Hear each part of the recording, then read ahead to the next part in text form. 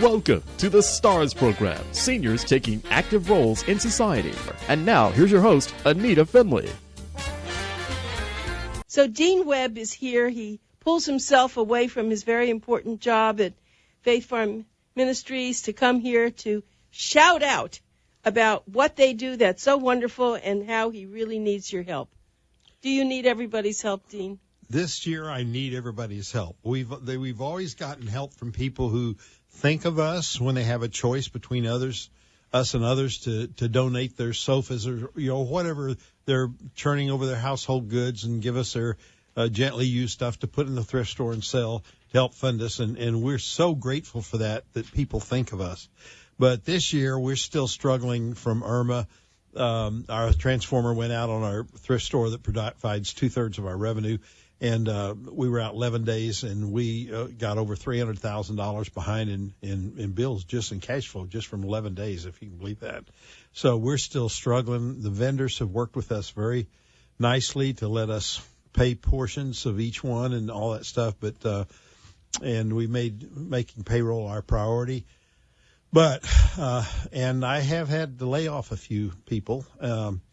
To help with the cash flow, and I hate doing that. I just hate doing that. But anyway, if in the past I've experienced your listening audience responding.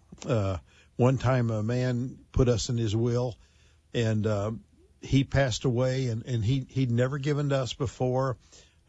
He's even of a different faith than we are, but he was in your audience, and he put us in his will for $100,000. And we knew nothing about it, and it came in the day I owed $93,000 on our bridge that we were building and praying deeply for the money. Didn't know where it was coming from. The company graciously agreed to go ahead and permit and start building the bridge. He says, "I've never done this before. You're not going to get a loan?" And I said, "We've been around 66 years. We've never borrowed money. We're very conservative." And he says, "So how are you going to get the money?" I said, "Well, if you'll start building, I'll start praying." and it took a year and a half, but that bridge was paid for as it came in. And the biggest moment of that, there were a lot of wonderful moments. People from California heard about it and everything. But the biggest moment was that Wednesday when I got that $93,000 draw for them putting in the bridge pylons. And we had no money. And we got in the conference room and prayed. Monday morning, there was a letter from an attorney, and it was telling us that enclosed was a check from one of our clients who left us $100,000. Okay, and, so we need to repeat that somehow. Out there. We need to, repeat. We need a repeat of that. Right. You don't need to die to do this also. No. Please, you don't need to die. You can put them in your will, of course, but right now, just see your money. If the money is sitting in a bank account, and it's probably enough that you can live on this for a long time. If you would just write this check, that could be anywhere from, it should be more than $5. It could be $50,000. It could be $500,000. Whatever you have, you cannot imagine what that would do for this organization. I know this organization so well.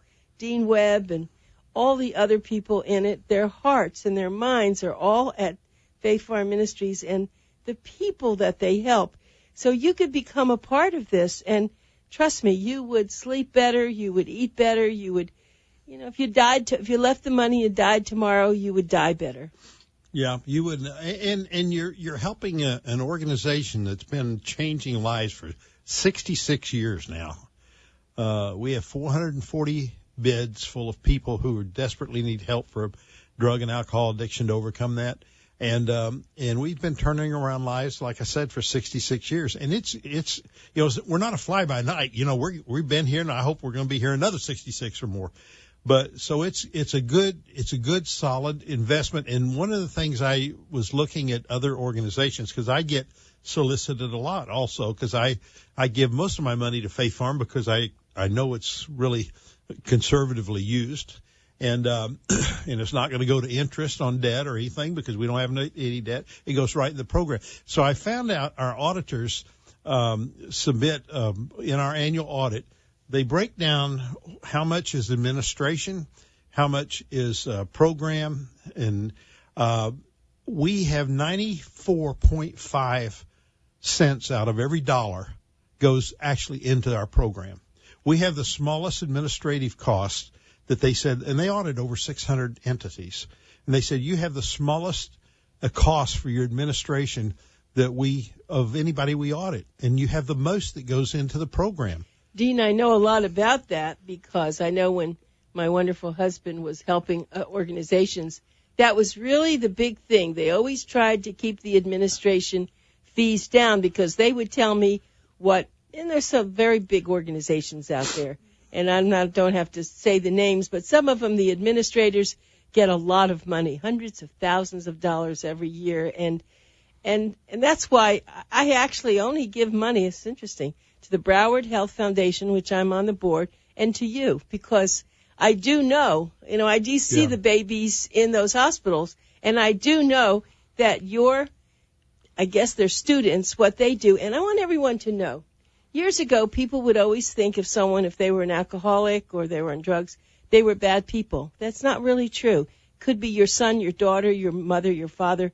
When I go to the graduations and I hear who these people are, just like now people are on these prescription drugs, they're not bad people. They just got hooked. No. Yeah. So get that out of your head. These are not murderers. You're not giving to prisons. You're giving to an organization that eats, sleeps, does everything to help these people after 9 months become a good citizen. Yep. And what's so neat, it's a double-edged sword. Number one is you take somebody who's been stealing or robbing or doing burglaries or whatever in the community to get drug money, and their life is totally turned around and transformed. We help get them jobs, we get them education, we get them scholarships, and they become tax-paying citizens. And they become instead of taking, they become givers. Well, and something else, it isn't just them, because I've seen the families. I've seen perfectly wonderful families. They didn't do anything wrong. This, for various reasons, things happen. I never told the story, I think, on the show, but my husband's first wife was a school teacher, a wonderful school teacher, but she had a drinking problem. And they were young. And she had wound up with cirrhosis of the liver, and she died in the streets. I mean, oh my goodness, it was a really terrible thing. So I never knew that. Yeah, I know that. And Bill had just divorced her because she would, in the middle of the night, she would threaten to kill him because when you don't know what you're doing. So there is something like that. There was something in his life like that, and so. These are good people. I mean, she was a good school teacher, but she just was hooked. Yeah. And now we have all these companies opening to try to help people with the opioids, and some of them are just open. They just started. Yeah. And some of them are going to close. And I hate to say this, some of them started for the wrong reasons, just for money. That's not what you all have done. So please dig in your pockets. This is a very important show. It's not just because it's a holiday. It could be any day of the year. Remember the Faith Farm Ministries. Get on their website. It's faithfarmministries.org. Faithfarm.org. I'm sorry, faithfarm.org. Get on the website. Do something. Write a check, credit card, whatever you have to do, and let us know you've done it. I know that Dean would personally thank you so much. Oh, listen. I would love to know dinner, if it comes from your listening audience. Yeah. That I just really, because we take time to come down here and do this. Right. And you have these wonderful articles in Boomer Times. And and I would love to know that it comes, the gifts come from your audience. Let's do that. Let's the people who are listening now just stop for a minute. And if for some reason you lose the name or something, just send it to Boomer Times and we'll make sure that Faith Farm Ministries gets it. Well, let's move on in the same direction. You've always had some very positive stories. Maybe it's a good time to talk about some of the people whom you've known personally. These are people who seem very successful, probably more successful than any of us, making millions and millions of dollars, and they fall into this same category. Yep. They get hooked on either drugs or alcohol. They come to you. Yeah, and usually they go to one of those 30-day, $1,000-a-day programs on the beach first. And if that doesn't work, and often it doesn't, because and I'm not being negative against that. I just know that it's gotten so bad that the government has had to slap fines on people going out and soliciting people to come in. They get a cut of the insurance money. Oh, really? Yeah, they've had to put sanctions on that, and they made that a felony to solicit for those things because it's so lucrative. Think about it, $1,000 a day. We had a man come to our last Fort Lauderdale graduation, and he's in one of those places. But he wanted to see what we were about, and he came and sat through graduation, and he came up to the director and says, "Oh, my God, we don't do anything for our people like you do. We give them lemonade and make their beds. You guys, your people out there building a work ethic every day, Monday through Saturday. They're going to work. You're giving them class time. You're giving them GED. You pay to have their GED courses taught if they don't have a high school diploma. You help get them scholarships to school in your Omega work program, Omega school." And he says, we get $1,000 a day, but we don't do anything like you do for these people. Well, it's been also, the reason it even started so many years ago, 66 years? Is that 66 years ago. Mm-hmm. Was from it wasn't for money, it was just helping people. And then it grew and it helped more people and it changed in its focus on how to help them. And then you got into so many things. But think about someone who is on the street, it could be a man or a woman, and they get to come to this place where they have a bed, they have food, they're working for the organization, which gives them pride of who they are. No one makes fun of them. I just saw this movie, Wonder, and it's worth seeing because it's a child's been very badly deformed and how children and other people look at them. It's the same thing. When you're here, sometimes people in another organization might look at them and say, oh, they're just nasty, dirty people, but that's not true. Here they all feel kind to one another. They try to help one another, and that's how they get through it. So how would someone not want to donate to this organization? I don't know. I was looking at some statistics. One of the things back when I was a businessman, I was blessed to give a 7-figure gift to my church once. So I know what it's like to give away $1 million. And I know what it's like to do research on an organization that I'm thinking about donating to. How much money actually goes into the program? How much is, like you said, siphoned off for administrative salaries and stuff? And so I know I've done a lot of, research on that. So I know about that stuff, and I know how important it is. Well, I just found out from our auditors, Cape and Krause, that they audit over 700 organizations, and they don't have anybody even close to Faith Farm in terms of how much, for example, 94.5%, 94.5 cents a dollar goes directly into our program. Only the balance is our admin. Unbelievable. 5.5% admin. Unbelievable. We have the lowest admin costs and the greatest amount of percentage going into the program to help save lives and transform lives of any organization. It's certainly that I can't find anything online if I go and check Form 990s on charities and that sort of stuff online. I can't find anybody that's close to us in terms of efficiency. And tell us again that when Hurricane Irma, how it affected you and what that did to your budget. Well, because this is very unusual that we're sitting here and I'm asking for money. Because for 66 years we've kind of prided ourselves on doing little micro business enterprises that our students work in, and that makes it free for them, but that funds it. For example, we have cattle. It takes a long time to monetize that, but when you get to the auction and you get some money, then you buy more baby cows, grow them up, whatever. But our thrift stores is our cash flow key. We have each of the 3 farms in Fort Lauderdale, Palm Beach County, Boynton Beach, and Okeechobee. Each of those 3 campus thrift stores provide the daily cash flow that really supports us. We have a recycling business. It takes a while to build that up to where we can take a truck load to recycle to monetize that.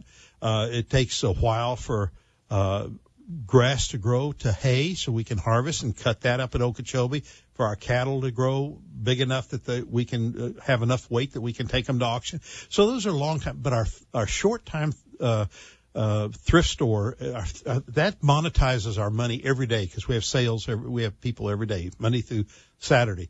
So when Irma came, we lost a transformer at our store at Boynton, which is 2/3 of all of our revenue. And what did that mean? It shut down electricity? Yes, the transformer went out. We had no power for 11 days. And in that 11 days, we lost $330,000 in projected cash flow. So immediately, of course, our bills continued on. We still had bills to pay.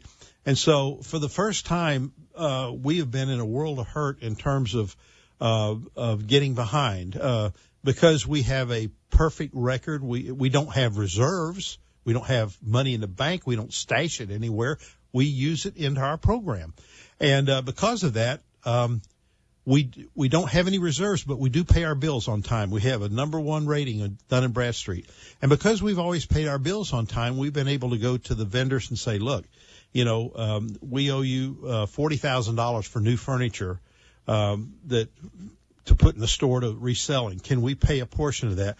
We owe you $60,000 for the meat and groceries that came into those 3 farms. Can we pay part of that? So we've been paying partial, and everybody was willing to do it because we've never been late. And it's my fault in a way because I have been pushing Dean. He doesn't like to ask for money, and I've said, Dean, you absolutely have to do it. He says, I don't feel comfortable doing it. I said, get those names of people who you've helped. So it's true. He didn't want to do this, but I'm sure I and other people have said to him, you have to do this. It's okay to do this. Yeah, over Thanksgiving holidays, I heard a lot of people saying, you just got to get over it, Dean, and go ask for money. You've got to humble yourself and go tell everybody your need. You can't just totally pride yourself on starting. We have 13 business enterprises that produces money that makes it free for our 440 people in the program. But we just have not been in the habit or the process or have fundraising things set up to go ask for money. And so that's what I'm doing today. and I'm thinking about something. Remember last year you had a fundraiser. It was an evening event. Right. Why don't we have something in January? Let's move it. Let's do something as a fundraiser in January. We could do, December even. No, we could do December. I know it's a holiday. I think we should do that. Let's move it up and see what we could do. I mean, if you could even get $100,000 from that fundraiser, that should not be too hard. And we could squeeze something in. I mean, people are more generous during the holidays. Maybe we could do that. That's why this ask is so important because, to be really honest, I don't think we could pull off a fundraiser. I mean, it's a couple days from December. We planned that one in the fall. We planned that for 90 days. I know, but I'm experienced at fundraisers. So let's see what you would have to do. Is it a matter of getting the invitations out to everybody and things like that? That and planning the whole event. People are busy in the holidays. It's very difficult for them to pull away from whatever they're doing to go to something like that. But I know that we could, in January, February, I know we could pull it off. Well, we need to do that. Absolutely have to do this. And I put myself in there as your #1 volunteer, whatever I can do, because we need to do this for you. Not for you. It's not for you. It's for the students who are there. Right. How many students do you have there on campus right now, men and women? 440 total. 20 women and 420 men. Now that's divided up between all 3 campuses, but that's the total beds, 440 beds between the 3 campuses. And we really need to do this so that each person has their bed, has their food, has their work, and feels good about themselves. It wouldn't take a lot for everybody to put in some money. I'm serious. $100 wouldn't, for people who have a little bit of money, okay, maybe you can't do 100, but $100, if we had enough people putting that in, wouldn't that be a great abundance day? We need to think about that. Nickels make dimes and dimes make dollars. Yeah, you know that, right? Adds up. Yeah, but let's go a little bit further. So, when is your next graduation? Do you have them in December too? Yeah, we've got one coming up in December. I don't know the exact date. No, but you have something in December. I will not be there. I'll be in Atlanta. I'm leaving on the 9th to spend the holidays with my children and grandchildren in Atlanta. So I'm going to miss. I hate to miss a graduation. But can I tell you, we just had one 2 weeks ago. Can I tell you a story? Please do. That's what happened at the Boynton Beach graduation. Of course, Cindy, my wife and I, we sit on the very front row. because I just want to soak in. That's my payday, to hear these people tell their gut-wrenching stories of how God and Faith Farm turned their life around. And that's my juice. That's what keeps me going in the long hours. Well, I was sitting there, and we had 9 graduates, and the 2 women went first, and then we had 7 men. The third guy that got up, a lady in the back of the church started dragging a chair, because a lot of times we have overflows, She drug a chair. She's sitting about halfway back, drug it all the way up the center aisle of the church, and literally plopped it right next to me on the first row, right under the podium. Whoa. Because it was her son, I guess, who was graduating. So she pulls out her phone to videotape it, and he starts talking about his life, and he starts talking about how his mother abandoned him. The woman sitting there? Well, is that the woman? That was the woman. Yeah. Oh my gosh! Oh no! And so this lady, trying to hold her phone steady, starts crying, and he starts telling this poignant story of how it affected his life to feel abandoned by his mother, and she's now she's sobbing, and then he looks down on the third row to the grandparents who took him in when she abandoned him. And he said, with a broken voice, he said, you rescued me when my mother abandoned me. And he said, I am so sorry for stealing from you. He said, I stole from you to get drug money. And he says, and you were trying to help me. You didn't have to help me, but you did it. And so by this time, I'm sitting here right next to this lady in the middle aisle, and she just jerking, sobbing, hearing that. Now, the interesting part of this is that was his mother. And 20 years earlier, she had abandoned him and got into drugs and prostitution. And in 2015, 2 years ago, she graduated from Faith Farm.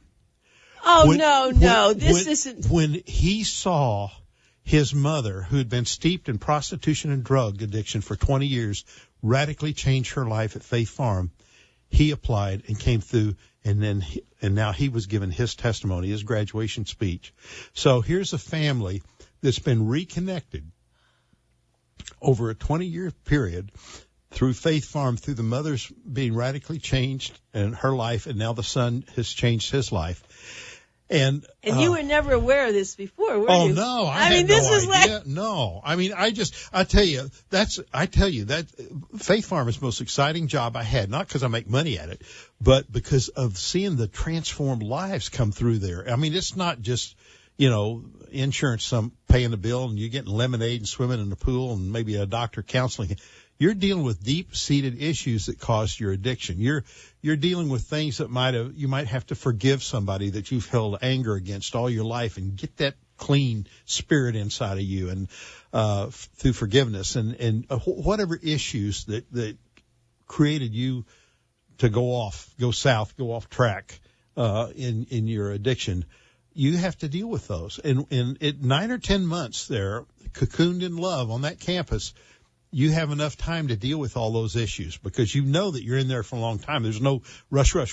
You take your time and you deal with those issues as they come up with the counselors and the people you're working side by side. And I just thought that was the most incredible thing. I would say so. To see a son come through because he saw his mother change, because there was not a lot of love lost between him and her. He really expressed very vehemently about how abandoned he felt by her and disenfranchised by her. And of course, like I said, I didn't know whether to reach over and pat her, or, she was just jerking, sobbing about, hearing him tell the gut-wrenching, deep inner recesses of his soul pouring out there at the platform. But what she went through, let's take her side now. She went through this. Without him, she had her own problem. Yeah. And it's easy to say, and she was a prostitute. I mean, that's like this poor woman must have really, she was young and didn't know what she was doing. She has this son, and she went through pure hell, frankly. Yeah, of course, I couldn't resist going up and talking to her after the graduation was over, because there were several other speeches to come. And I asked her, I said, what are you doing now? She said, I was so bound in my addiction. I wanted a free spirit. She said, I actually went to a trade school and got a CDL license, and I'm a truck driver. She said, and it's a miracle that I was able to work out my lines so I could be here, because she said, I'm based in Atlanta, and she said, to be able to be here for my son's graduation is a miracle. She said, but you know what the biggest blessing in my life is? She said, almost every truck stop around is full of prostitutes working those truckers. And she said, and I'm able to get out of that truck and tell these girls they need to change their life. I was once right where you were, and I've changed, and you can change too. And she says, so she's an evangelist now for this. She said, I get to talk these women, and she said, I've actually saved some from who want to call Faith Farm or whoever, and to get out of the prostitution thing. And so are many of them on drugs or alcohol? Is that what their problem is? Almost also, always, yeah. Usually, I can't say always, but normally, that's a gross generalization, but. Yeah, most of them are using, and they've hit the bottom of the barrel, and they're just, doing $20 and $30 tricks to get the next fix. I mean, it's just so sad. It's so sad. And it's, and I have to say this, it's nothing to do with Faith Farm. It's just in general. We have to blame the men. I'm sorry. I have to blame the men who are there doing that with these women, knowing that they need help and that what they're doing is encouraging it by paying them. And this whole thing with this, it's very, very sad, because these women need help. They don't need the money and these men, frankly, and I have another side on this, but I want very much for all the women. See, you've just started taking women. You didn't do that years ago. No. And that's been good for you. Yeah, You've always said it's hard, and I know we have to go, but we can carry on that next time that you've done some fabulous things with women. I've heard them at graduations. It takes a lot, as you've always said, but I want people to start sending money to Faith Farm Ministries. Yeah, if you want to plant permanent seed in the ground that's going to grow up and prosper and change lives, Faith Farm is the place to do it. That's it. faithfarm.org. Thank you, Dean, so much. Thanks for having me.